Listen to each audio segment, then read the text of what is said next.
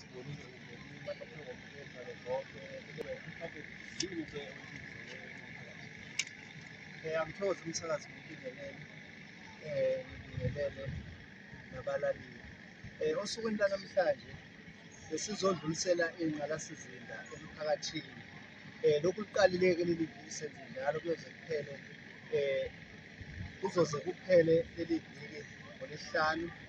Sihlaba amasoyi kwezinye iy'ndawo sedlulisela ngey'ngqalasizinda emphakathini. Sibethulela-ke nentuthuko edidiyelwe kanjalo nesabelomali sonyaka lo esizowuqala ukuthi kuphi okunye sibathembisa khona. Kodwa sifuna ukuthi sithi sibathembisa khona, kodwa lokhu esasibathembise khona sibe sikwedlulisela kubona. Futhi ngiyafisa ukucacisa kabanzi ukuthi hhayi ukuthi siyifika ngoba nakhu sizohlatshwa. Nangonyaka ophilile ngalesi sikhathi sasenza nje umsebenzi wethu ngokujwayelekile, sidlulisela intuthuko emphakathini, sihlaba amasoya. Ngamanye amazwi nje amafishane sizodlulisela okwabantu ebantwini.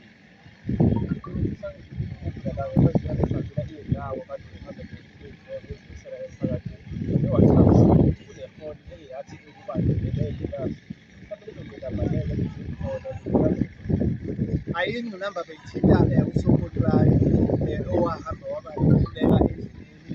Sase-ke kufanele silandele-ke yangaphakathi emkhandlwini ukuthi anikezwe ithuba ukulandisa umthetho, aphinde futhi abhalelwe ukuthi kungengani ukuthi i-contract esinayo naye singayi-terminate, aphendule simnikeze ithuba.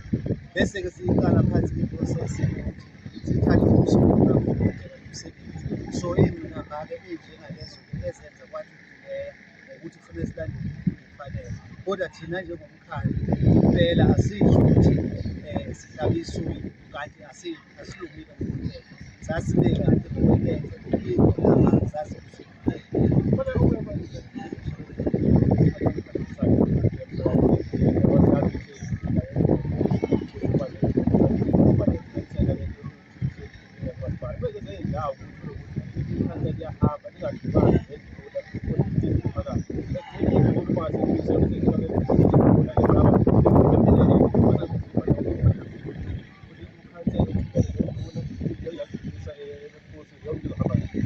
Cha, lapha eNquthu asinayo leyo nkinga ngoba njengoba ngimeya nje wala eNquthu ngithunyelwe iqembu leNkatha. Iqembu leNkatha-ke liwuhlonipha kakhulu ubuholi bomdabu.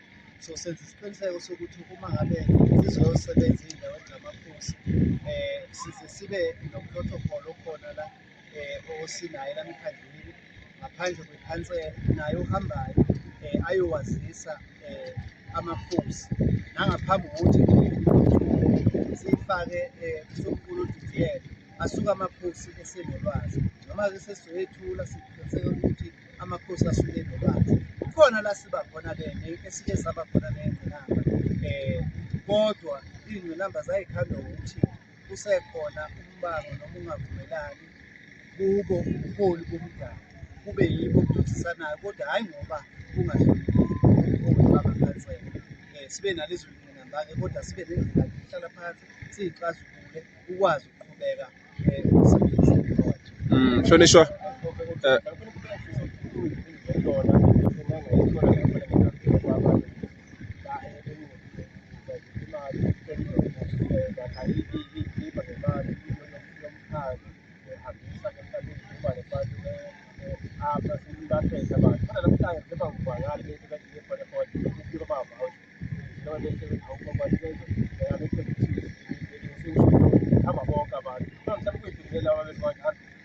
impela iwadi esibuya kulo noma umkhandlu uphethwe yiqembu leNkatha ngokusho umphakathi wala.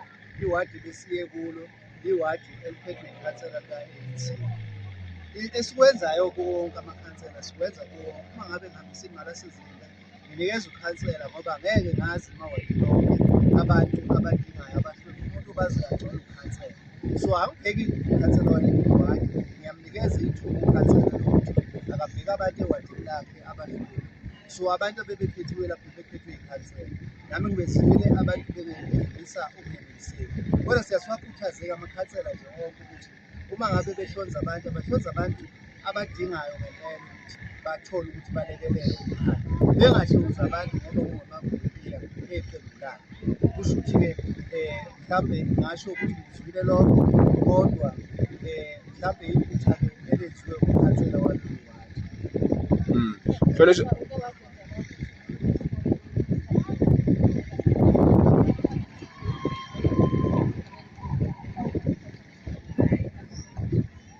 Kuwumsebenzi wethu nje esiwenza minyaka yonke lapho engeke ngithi amakhansela iwadi newadi awahlonze isikole esisodwa esizokwazi ukusisiza, bese kuthi ngonyaka olandelayo baphinde bahlonze ezinye. Ithi phela ithemu sibe sesihambele zonke iy'kole ezisuke zikhona ewadini.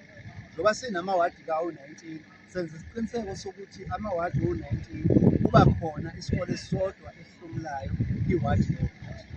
Ngamanye amazwi-ke lokhu siqalile nje ngomsombuluko, siqale esikoleni siyacathula kwa-ward 6 eNondweni, saya esikolweni uCongo kwa-ward 10, saqhubeka futhi saya esikolweni kwa-ward 11 iWethi, saphinde sadlulela esikolweni iQedusizi kwa-ward 8, njengoba namhlanje kade sisesikolweni uMgazi lapha kwa-ward 9. Saqhubeka siwaqede onke amawadi o-19.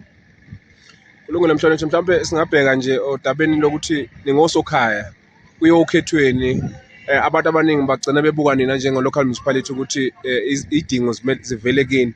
Sibuka imigwaqo yala inquthu ayikho mihle, ukubambisana kwenu no-Department of Transport ekusebenzeni ukulungisela umphakathi, ngoba umphakathi uma ukhali kakhulu emnyangweni wezokuthutha, kodwa ukhala kunina njenge-local municipality. Nibambisana kangakanani kulokho? Impela thina njengomkhandlu sinohlelo oluqondile, sineplanti yomkhandlu ngenxa yokuthi imigwaqo sisendaweni yasemakhaya nedinga ukuthi ilungiswe. Siphinde futhi sibeke inkece eceleni esizoqasha ngayo iplanti esiyiqashayo, kodwa-ke iyayithatha isikhathi esincane-ke ngoba iyabiza imishini, iyayithatha isikhathi esincane, kodwa iyakwazi ukwenza umehluko. Silungise imigwaqo, sinohlelo oluqondile ukuthi sihambele onke amawadi ngeplanti yomkhandlu. Mayiqeda la siyithathe siyoyithula futhi kwezinye iy'ndawo silungise imigwaqo, ngoba owethu umsebenzi ukulungisa imigwaqo le engenela emakhaya okuthiwa ama-access road. Sinayo-ke inselelo enkulu uma kufika kwi-Department of Transport, ukubambisana akukho kahle.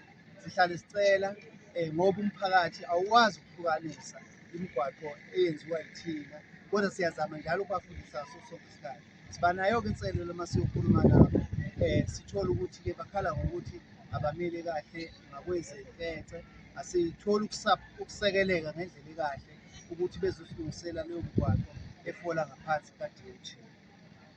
Mhlawumbe-ke Mhlonishwa, ngike ngakuzwa la uthinte indaba yokuthi-ke as much as indaba yamanzi ingekho kunina njengelokhaya, kepha ikwi-district, ukhuluma indaba yokuthi-ke nenzama ukuthi nikhande amabhokosi. Ufisa ukusho ukuthi-ke kulamawadi awu-19 sinjani isimo ikakhulukazi-ke samanzi, njengoba sazi ukuthi-ke amanzi seyingqalasizinda ey'bhekene nabantu? Impela zikhona iy'nselelo ey'thinta amanzi, futhi-ke umphakathi ngoba ubuye ungaqondi kahle usola thina, kanti thina siwenza wonke umsebenzi obhekene nathi.